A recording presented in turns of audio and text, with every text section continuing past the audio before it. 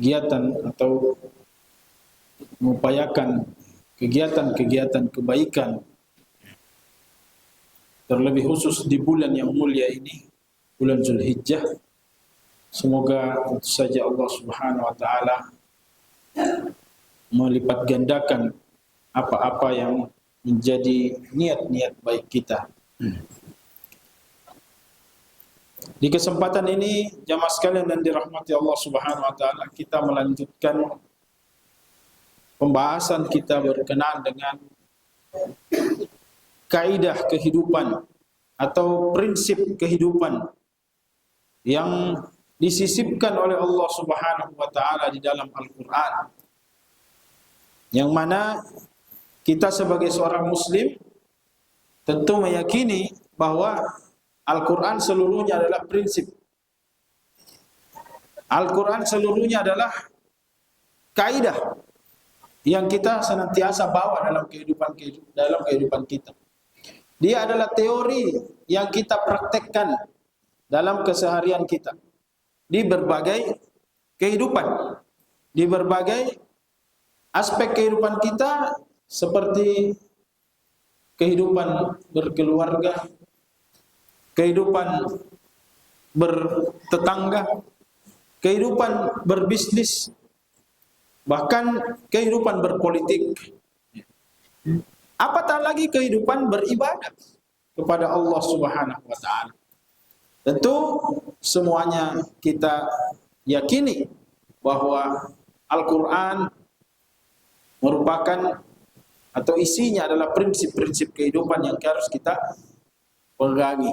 Makanya Rasulullah memerintahkan kepada kita untuk menggenggam erat, ya, untuk wa'addu, menggigit, ya, wa'adduhunna bin nawajiz, dengan gigi geraham.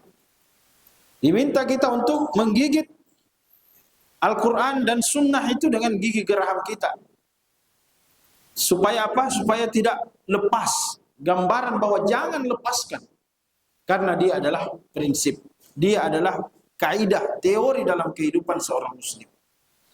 Kalau dia lepaskan, maka mereka akan tersesat. Mereka akan lost control, hilang kontrol. Mereka akan berbuat apa saja semaunya. Oleh karenanya agama ini hadir, datang kepada kita untuk memperbaiki itu. Rahmatan lil alamin. Ya, sebagaimana dalam sejarah kita ketahui bahwa Rasulullah sallallahu alaihi wasallam sebelum beliau diangkat menjadi nabi dan rasul, beliau mendapati kekacauan dalam masyarakatnya, masyarakat jahiliyah dari berbagai aspek. Kemudian datang Al-Quran untuk memperbaiki itu semua. Maka kebalikannya, kalau Al-Quran itu kita lepaskan, ya, maka kita akan kembali lagi kepada kekacauan tadi, kerusakan yang pernah Rasulullah alami ketika beliau belum diutus sebagai nabi dan rasul. Alhamdulillah kita, ya, di beberapa pertemuan ini mengkaji prinsip-prinsip kehidupan yang Allah Subhanahu wa taala sisipkan, ya, meskipun kita yakini dari Al-Fatihah sampai An-Nas itu adalah prinsip. Namun ada secara spesifik dari berbagai berbagai pandangan, ya, di berbagai kondisi, ya, itu, ya, kita untuk memudahkan memahaminya dibagi-bagi itu beberapa kondisi. Kita sudah menyebutkan, ya, sebelumnya ada sulhu khair, prinsip perdamaian, ya, di mana dahulukan upaya-upaya damai, ya, sebelum kita terpaksa harus, ya, memilih untuk jalan sendiri-sendiri, maka kita upayakan bahkan kepada orang-orang non-muslim pun, orang-orang yang tidak seagama, tidak sekeyakinan dengan kita berupaya untuk melakukan upaya damai sebagaimana yang dilakukan oleh Rasulullah dengan Sulhul Hudaybiyah, perjanjian Hudaybiyah, juga dengan Piagam Madinah. Itu semua adalah kontrak, ya, itu semua adalah akad, ya, damai dari berbagai pihak. Apalagi kita sesama muslim, tentu harusnya lebih mudah untuk melakukan itu. Nah, itu pelajaran terakhir yang pernah kita kaji pada kesempatan sebelumnya. Kemudian kita masuk pada prinsip ke-7 atau kaidah yang ke-7. Allah Subhanahu wa taala berfirman dalam surah At-Taubah, ba'da a'udzu billahi minasyaitonir rajim, ma 'alal muhsinina min sabil. Ma 'alal muhsinina min sabil. Yang artinya yaitu tidak ada celah atau tidak ada jalan untuk mencela orang-orang yang sudah berupaya berbuat baik.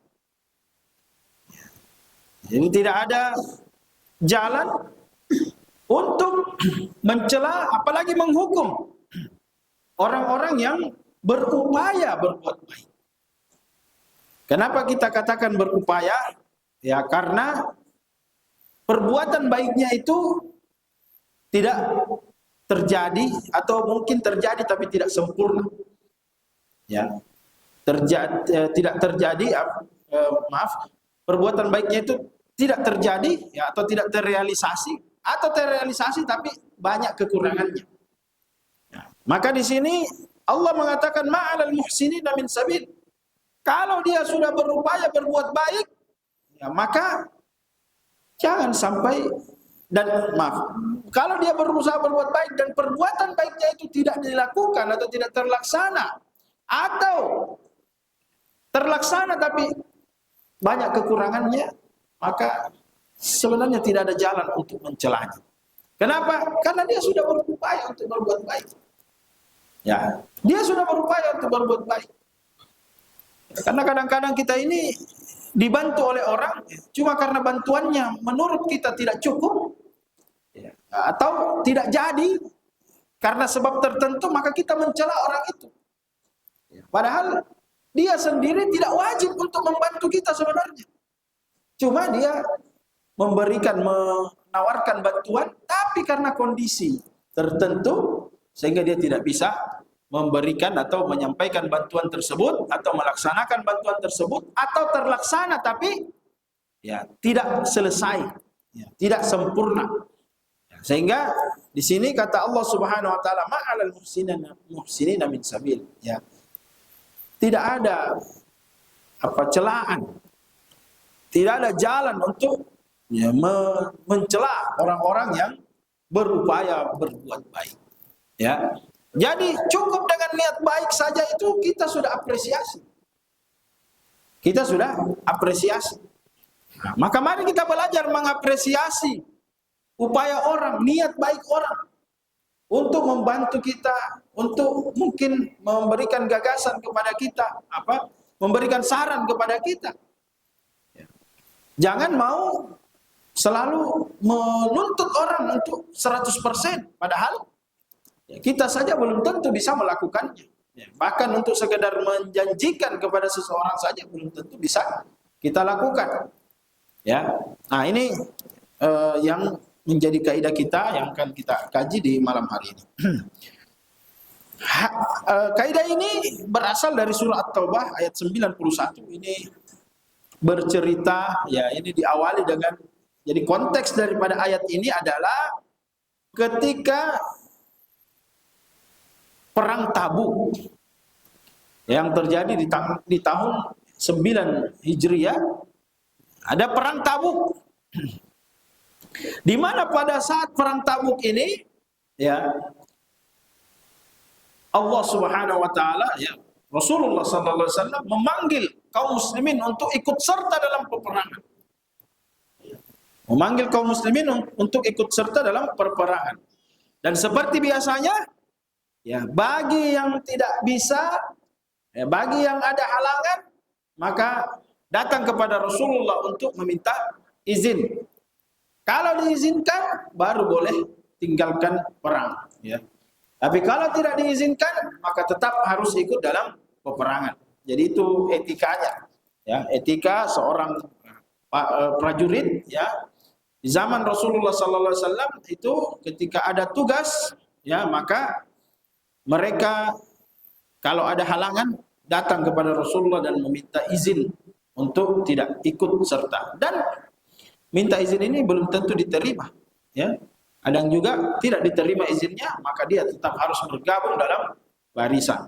Kalau diterima, silahkan pulang ke rumah, ya, untuk ya memperbaiki hal-hal yang mungkin harus dia selesaikan di rumahnya. Nah, jamaah sekalian dirahmati Allah, sekali lagi dia ya berasal dari surah Taubah ya ayat 91, di mana pada saat itu diceritakan bahwa waja'al mu'adzirun minal a'rabi liyu'adzina lahum. Datang orang-orang A'rabi, orang-orang Badui, orang-orang kampung ya yang masuk Islam, yang sudah muslim, dia datang kepada Rasulullah sallallahu alaihi wasallam untuk meminta izin. Ya, meminta izin, meminta keringanan. Waqa'ada alladziina kadzabu lillahi wa rasulahu. Sayusibu alladziina kafaru minhum adzabun alim. Ya. Dan mereka pun meminta izin kepada Rasulullah sallallahu alaihi wasallam, ya, dan Allah Subhanahu wa taala mengancam bagi orang-orang yang berdusta ketika dia minta izin. Orang yang berdusta ketika dia minta izin, maka akan ditimpakan azabun alim, azab yang pedih. Jadi sebagian orang kan ya kebiasaannya meminta izin kalau ada halangan, tapi banyak izin itu yang berdusta. Ya, izin sakit berat padahal sebenarnya ringan, ya. Masih bisa dia jalan, tapi dia perberat sakitnya, ya, supaya diizinkan untuk tidak masuk kerja, ya, dan lain sebagainya, macam-macam lah. Nah, dikuatkan dengan surat keterangan dokter, ya, padahal sebenarnya dia ingin sesuatu, atau dia malas, dia sedang malas, atau dia sedang punya rencana lain, ya, rencana lain dan yang tidak diketahui. Maka caranya adalah dengan berdusta. Maka Allah Subhanahu wa taala mengancam mereka yang melakukan kedustaan untuk meninggalkan tugas atau perintah Rasulullah sallallahu alaihi wasallam. Lalu kemudian ya, Allah Subhanahu wa taala menyambung ayat tadi, ya. Laisa 'alad du'afa'i wala 'alal marda wala 'alal ladzina la yajiduna ma yunfiquna harajun. Ya. Tidak mengapa bagi orang-orang yang sudah lemah, apalagi yang sudah tua, ya, sudah tidak sanggup untuk berjalan, mengangkat senjata. Dalam konteks ini ya adalah konteks perang. Yang sudah tua, yang sudah tidak bisa lagi ya berbuat banyak, ya, punya kegiatan berat, ya. Juga orang-orang yang sakit, ya, dan orang-orang yang tidak punya nafkah untuk keluarganya, ya, karena kalau dia pergi berperang, itu perang biasanya dilakukan bukan beberapa jam tapi berhari-hari, sehingga kalau tidak ada nafkah di rumahnya, maka siapa yang mau kasih, ya? Maka Allah katakan juga orang-orang yang tidak ada nafkah untuk orang di rumahnya, maka tidak mengapa bagi mereka untuk meninggalkan perang Tabuk pada waktu itu. Ya, tidak mengapa bagi mereka ya, yang berniat untuk meninggalkan perang Tabuk dikarenakan hal tersebut tadi. Silakan menghadap kepada Rasulullah mengatakan, sepertinya saya sudah tidak mampu jalan, umur saya sudah 60 tahun wahai Rasulullah. Atau orang-orang yang sakit, ya, saya sakit berat, ya, saya sudah berapa hari ini di rumah terus, ya, minta izin saya tidak bisa ikut berperang. Juga termasuk orang-orang yang tidak memiliki bekal nafkah untuk keluarganya dan dia harus carikan, ya, dan tidak sempat lagi dicarikan kalau mau sekarang, ya, untuk menafkahi. Makanya dalam hadis yang lain dikatakan man, ya, man kaffala ghazian faqad ghaza, ya, siapa yang membiayai orang yang berperang di jalan Allah Subhanahu wa taala, maka sesungguhnya dia sudah ikut berperang. Itu salah satu keutamaan orang-orang yang memberi nafkah kepada mujahidin atau orang-orang yang berperang di jalan Allah Subhanahu wa taala.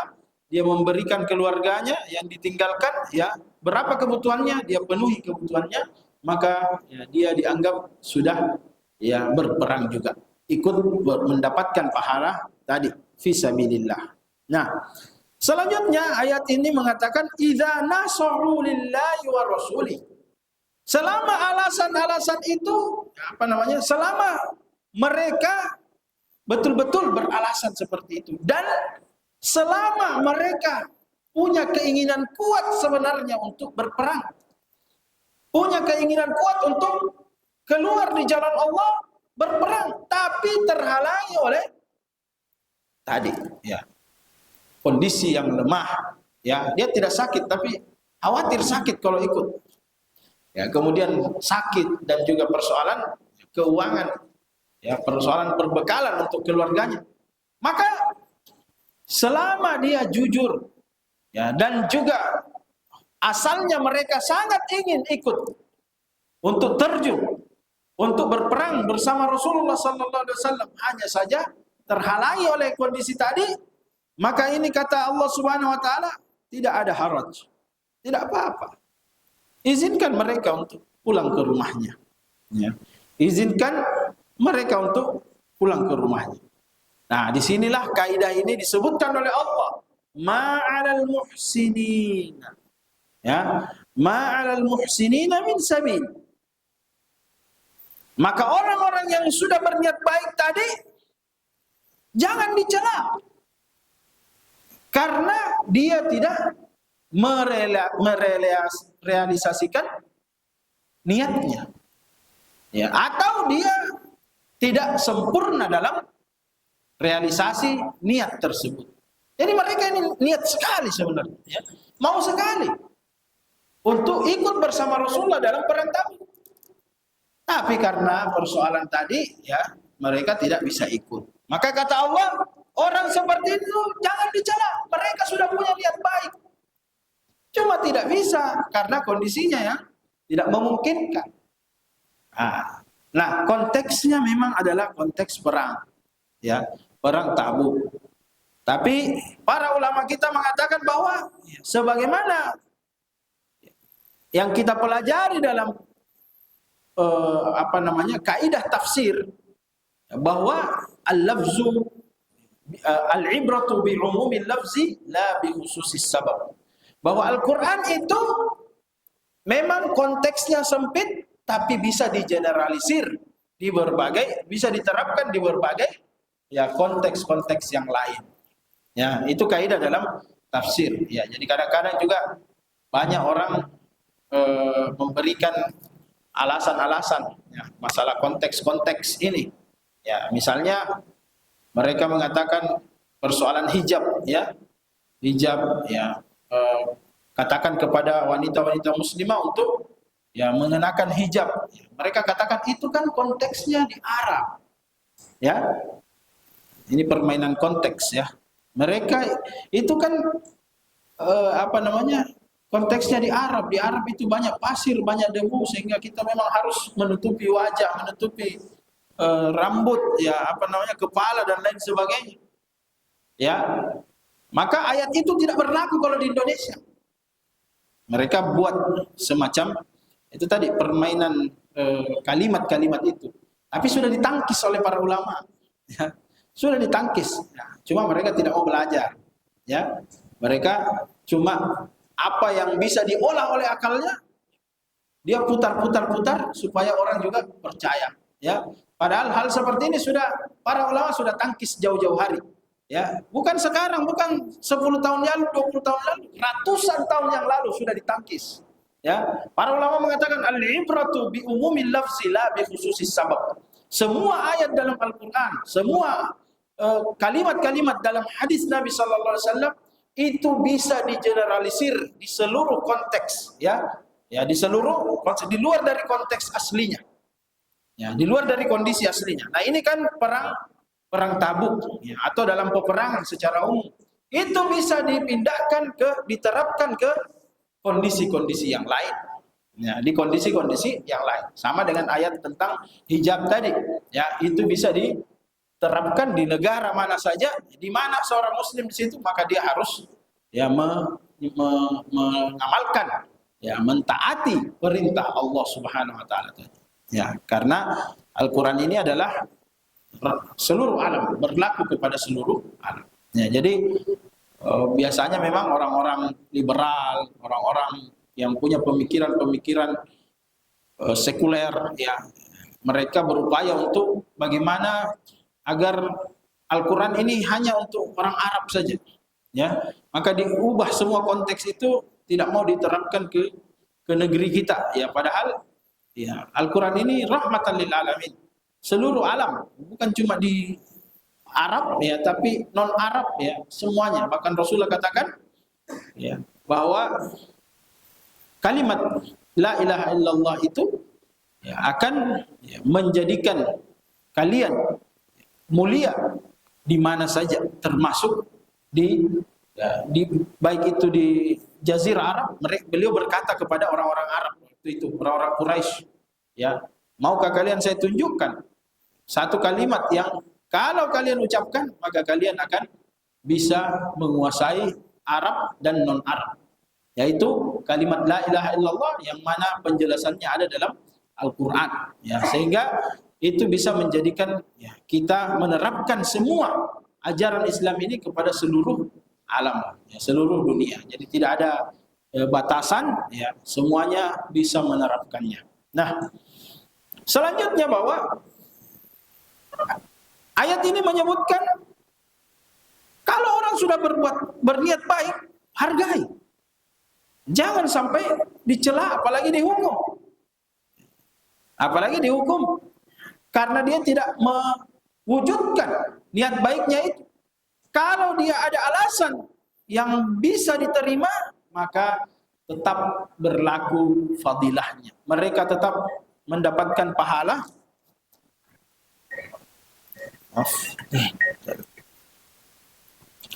Mereka tetap mendapatkan pahala. Mereka tetap mendapatkan pahala sebagaimana, ya, yang lainnya. Jadi dengan niat, ya, tadi tidak boleh ada celaan. Cuma niat saja masa dapat pahala, ya. Seperti itu. Kaidah ini, jamaah sekalian dirahmati Allah, prinsip ini disebutkan, ya, dalam Al-Quran ini untuk, ya, kita juga punya sikap yang sama kepada semua orang, bahwa setiap orang yang, ya, punya niat baik berupaya untuk kita hargai, ya, berupaya untuk kita hargai niatnya. Kalau dia tidak mampu mewujudkan tadi, maka kita lihat alasannya, ya, alasannya, meskipun namanya janji, ya, harus dia tepati. Tapi sekali lagi bahwa menepati janji itu ada kondisinya. Maka kita tidak boleh langsung menjudge, memberikan hukuman kepada orang itu. Apalagi misalnya hukuman sosial, ya, digibahi, mengatakan enggak usah, itu orangnya suka begitu, ngomong saja, tapi tidak ada buktinya. Betul bahwa ada orang sebagian seperti itu, tapi tidak boleh kita generalisir semua orang seperti itu. Maka ketika orang itu mengatakan saya akan melakukan ini dan itu, tapi ternyata tidak terrealisasi karena, ya, kondisi dia, maka itu kita berupaya terima sebagaimana alasan yang diungkapkan oleh para sahabat atau orang-orang yang berada di zaman Nabi Shallallahu Alaihi Wasallam ini. Ya. Namun demikian juga, ya, bukan berarti boleh memudah-mudahkan, ya, boleh mentolerir semuanya. Ya, makanya Allah Subhanahu Wa Taala menjelaskan bahwa innamas sabila 'alal ladzina yasta'zinuka wa hum aghniya. Ya.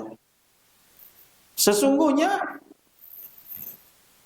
celah untuk menghukum orang-orang ini adalah orang-orang yang berjanji, ya, orang-orang yang meminta izin, ya, orang-orang yang meminta keringanan padahal mereka mampu. Wahum agniya, mereka mengatakan saya minta izin dulu wahai Rasulullah, tidak bisa ikut, ya, karena tidak ada yang atau tidak cukup nafkah, padahal mereka dikenal orang kaya.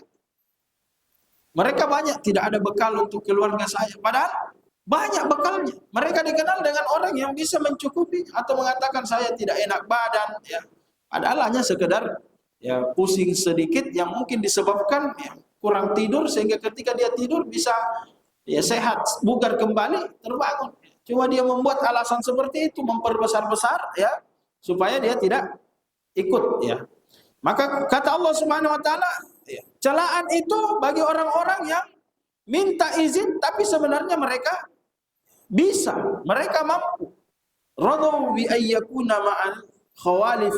Ya, mereka ya, suka ya, kalau berada dengan orang-orang yang meninggalkan barisan. Ya, mereka suka dengan kondisi seperti ini, maka Allah katakan wa taba'allahu ala qulubihim fahum la ya'lamun. Maka Allah Subhanahu wa taala cap hati-hati mereka. Berikan cap kemunafikan. Di hati mereka diberikan stempel bahwa ini munafik. Dan di hari kiamat nanti orang-orang tercap ini ya akan muncul nanti. Di hari kiamat itu orang-orang yang dicap ya distempel oleh Allah Subhanahu wa taala sebagaimana dalam ayat ini wa taba'allahu ala qulubihim. Ya Allah menstempel hati mereka itu di hari kiamat nanti ditampakkan oleh Allah Subhanahu wa taala. Sehingga nanti kita itu akan heran ya di hari kiamat ya kita kenal orang yang masya Allah ibadahnya begini, kelakuannya begini. Kenapa dia ada cap? Kenapa dia berada di barisan yang berbeda? Dan tertulis munafik, ya, tertulis munafik di hati-hati mereka. Itu dicap di dada-dada mereka, ya, dan dimunculkan, diperlihatkan kepada seluruh manusia sehingga orang-orang pun akan heran. Loh, bukannya ini dulu bersama kita? Dia sholat paling di depan, dia ini dan seterusnya. Ternyata, ya mereka ya, adalah ya, golongan orang-orang yang munafik, yang selalu cari-cari alasan. Ketika ada kewajiban selalu mencari-cari alasan ya dia hanya menjalankan kewajiban kalau ya menguntungkan mereka ya kalau menguntungkan mereka. Makanya kita sebenarnya berharap ya, tidak ada prasangka-prasangka, tapi kadang-kadang prasangka-prasangka ini terlalu banyak alibinya ya alibinya. Apalagi sekarang Idul Adha semakin dekat, ya bersamaan dengan tahun politik, ya, sehingga ya tiba-tiba jumlah kurban ini banyak, ya. Jadi banyak yang menjalankan kewajiban, ya. Alhamdulillah, ya ma'alal muhsinina, ya min sabil, ya tidak ada celaan bagi orang berniat baik. Cuma terkadang alibi-alibi ini memaksa kita untuk ya berburuk sangka, tapi kita berupaya mendidik diri ini ya mudah-mudahan ya tidak ada yang seperti itu. Kita anggap itu urusannya dengan Allah Subhanahu wa taala. Ya. Nah, kembali ke tadi bahwa hal ini dikatakan oleh Allah Subhanahu wa taala tubi'a ala qulubihim fa hum la ya'lamun. Mereka tidak rasa, hati mereka dicap oleh Allah Subhanahu wa taala, ya. Hati mereka distempel ya, berupa tanda bahwa ini orang munafik. Orang-orang yang tidak ikhlas, ya orang-orang yang sebenarnya tidak mau berjuang, cuma cari-cari alasan, ya cari-cari alasan. Tapi di hadapan Allah nantinya akan disingkap semuanya, ya dengan tanda-tanda yang telah disebutkan atau ditempelkan oleh Allah Subhanahu Wa Taala kepada diri-diri mereka. Kemudian jamaah sekalian dirahmati Allah Subhanahu Wa Taala, kaidah ini di tempat lain, ya dia sakit, ya sehingga membutuhkan biaya pengobatan yang luar biasa dan lain sebagainya. Ya, sehingga proyeknya dihentikan. Ya, tapi terkadang orang datang dan mengatakan ya, dan mencelah, mengatakan katanya mau dibangunkan, buktinya ya cuma segini saja yang dia bangun. Ya, nah, ini banyak kita dengarkan kaum muslimin ya melakukan hal seperti itu. Tapi bisa memberikan masukan-masukan. Ya, masukan-masukan kepada pihak terkait itu tidak masalah. Ya, kenapa atau sebaiknya begini dan begitu. Nah. Kemudian yang perlu juga menjadi catatan bagi kita jamaah sekalian dirahmati Allah, setelah kita mengetahui kaidah ini, prinsip ini, ya bukan berarti kita berhenti beramar ma'ruf nahi munkar. Ya, jangan sampai karena kita tidak mau mencederai, ya, kita tidak mau melukai perasaan mereka karena mengatakan kan Allah menyuruh. Untuk kalau ada orang yang berniat baik, maka ya tidak usah dicela. Ya, tidak juga seperti itu. Islam ini wasatan, proporsional. Kalau memang ada hal hal yang tidak baik daripada niat itu, maka kita tidak masalah tegur. Tidak masalah untuk menegurnya, mengatakan ini tidak baik, saudara. Ya. Artinya kita sudah apresiasi, ya, niat baiknya, perbuatan baiknya, tapi tidak selesai atau tidak sempurna atau mungkin tidak dilaksanakan. Ya. Tapi kita katakan kalau memang itu hal yang tidak baik atau mungkin jangan sampai dia tidak kerjakan karena lalai, lupa atau orang yang memudah-mudahkan untuk berjanji, maka kita tegur. Katakan jangan begitu. Kalau Anda bisa realisasikan janji Anda, lakukan. Kalau Anda bisa penuhi janji yang Anda sebutkan tadi, penuhi. Niat baik itu harus dikerjakan. Kalau bisa kita kerjakan. Kita nasihati. Ya, jangan karena tadi bahwa ada Allah katakan tidak boleh mencela orang-orang yang sudah punya niat baik, ya, terus kita tinggalkan beramar ma'ruf nahi munkar. Tetap kita tegur, ya, demi kebaikan mereka supaya tidak menjadi kebiasaan. Nah, ini juga hal yang perlu untuk kita jadikan koreksi, ya. Karena sebagian orang, ya, syukur-syukur itu kamu mau dikasih begini, ya, syukur-syukur itu saya kasih segini, ya, memang saya janji segini, ya, tapi saya kasih seperempatnya saja. Syukurlah itu daripada saya tidak janji atau saya tidak kasih. Ya. Nah, kalau dia maksudkan begitu karena tidak mampu, tidak masalah. Tapi kalau dia maksudkan sengaja untuk mengubah janjinya, kita katakan itu salah. Ya. Jadi dia menjanjikan sesuatu secara keseluruhan, saya janji 100 juta, tapi yang dikasih cuma 10 juta.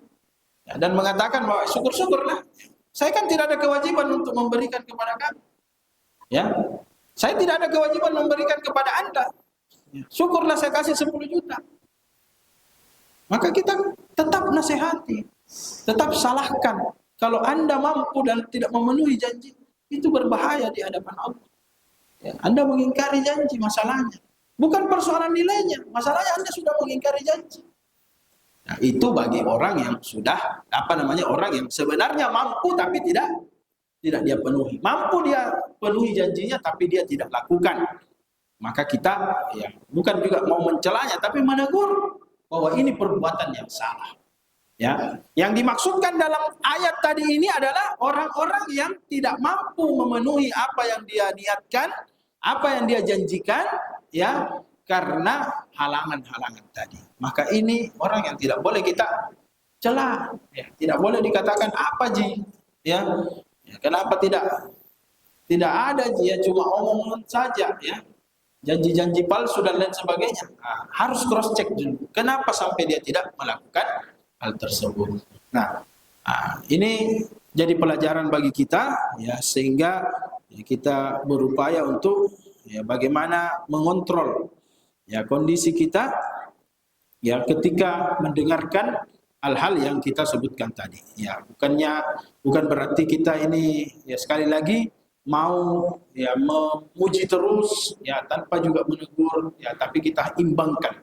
Itulah indahnya agama kita, ya, agama Islam ini, di mana, ya, memberikan, ya, porsi yang, ya, seimbang atau proporsional sesuai dengan kebutuhannya. Orang yang patut dihargai itu seperti apa, dan orang yang harus ditegur, yang harus harus diperingatkan itu seperti apa kondisinya. Jadi bisa saja kondisi sama, ya, sikap sama, tapi penyikapan kita beda. Ya, yang ini, ya, dia tidak memenuhi janjinya, kita katakan ya tidak apa-apa, ya, lain kali lagi.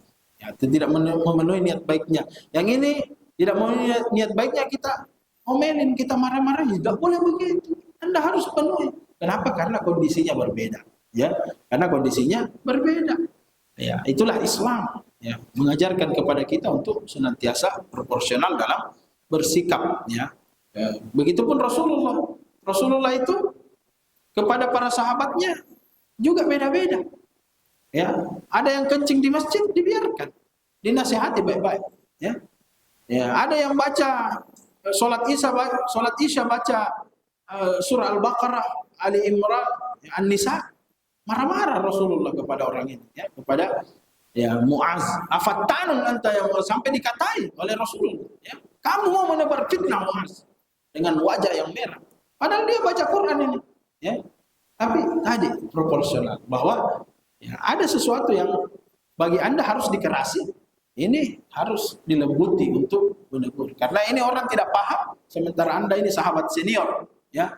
Tidak, kalau ada salah harus lebih tegas daripada sebelumnya. Nah ini jamaah sekalian dirahmati Allah, ya sudah masuk belum, ya. Yang bisa kita kaji pada malam hari ini, insya Allah. Kalau ada hal-hal yang ingin, ada sisa waktu 5 menit, ya. Kalau ada sisa waktu bisa digunakan untuk diskusi. Ya.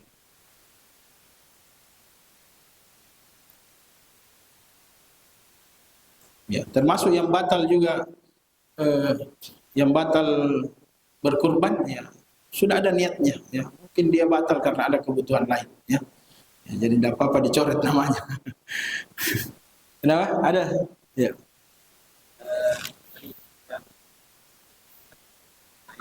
Iya.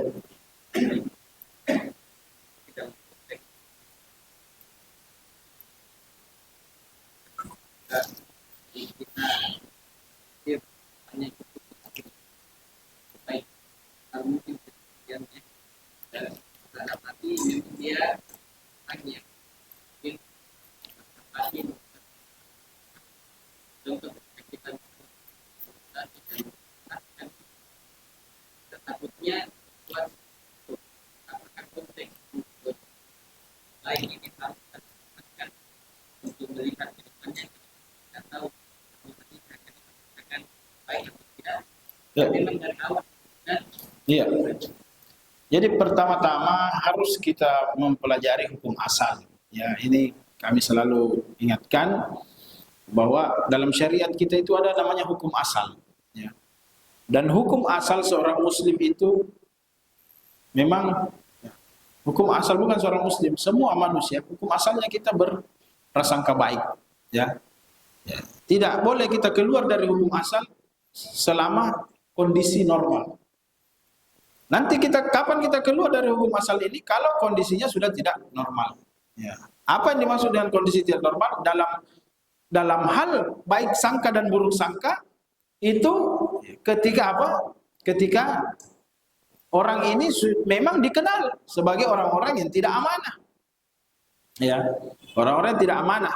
Makanya kalau ada, mohon maaf, kalau ada orang yang dikenal suka mencuri misalnya, ya, suka mencuri, lalu kemudian misalnya dia datang ke masjid, tidak mengapa kita melakukan sikap waspada.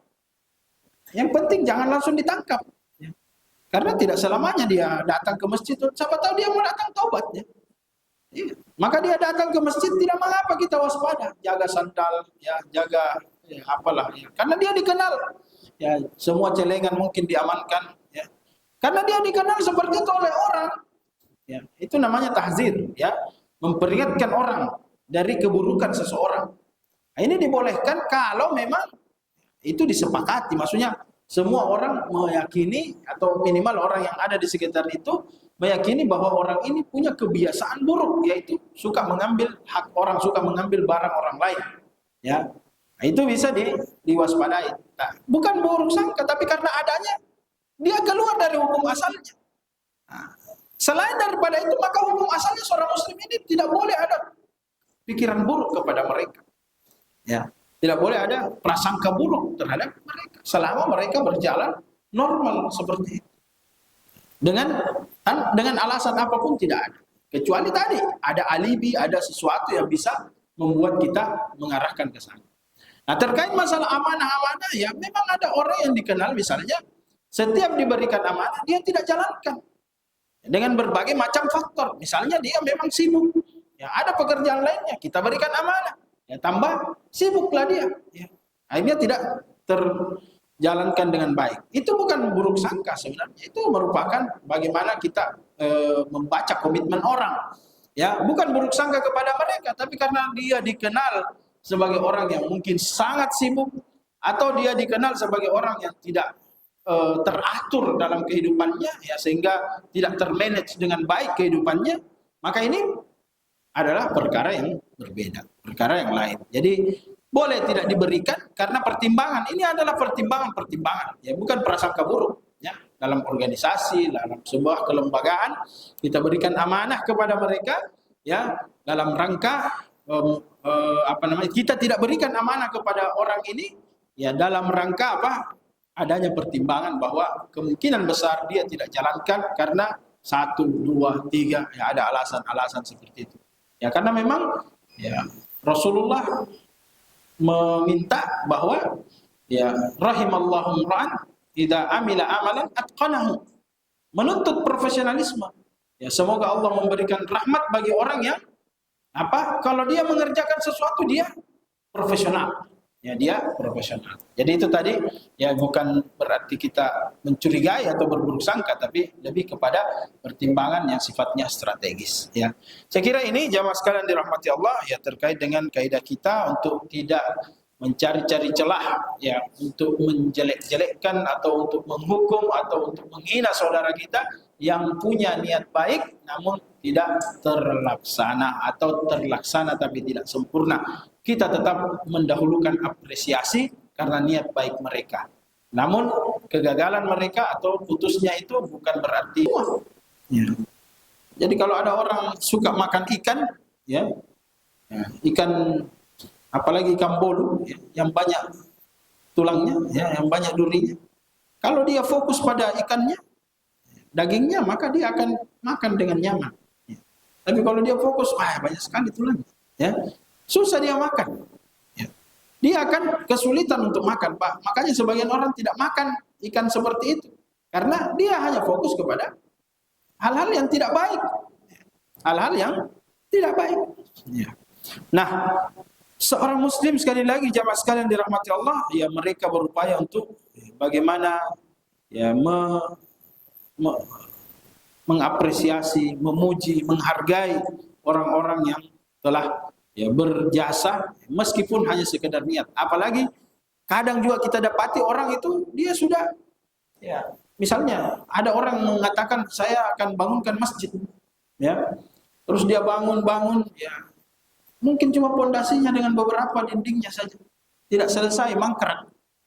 Kemudian kita datang lagi mencela-cela, mengatakan apa sih, ya, ini beginilah orang mau begini dan begitu. Kita cerita keburukannya, padahal kita, ya, pasang pondasi saja belum tentu punya uang untuk itu, belum tentu menyumbangkan juga. Cukuplah dia sudah bangun sedikit, ya, meskipun itu sedikit, ya, nah, itu kita sudah apresiasi. Alasan untuk mencela mereka. Ya, saya kira ini yang bisa kami sampaikan jadi timbangan amalan kita di akhirat kelak, ya. Dengan memohon ampun kepada Allah, kita tutup majelis dengan doa kafaratul majelis. Subhanakallahumma wa bihamdika nasyhadu an la ilaha illa anta nastaghfiruka wa natubu ilaika. Wassalamualaikum warahmatullahi wabarakatuh.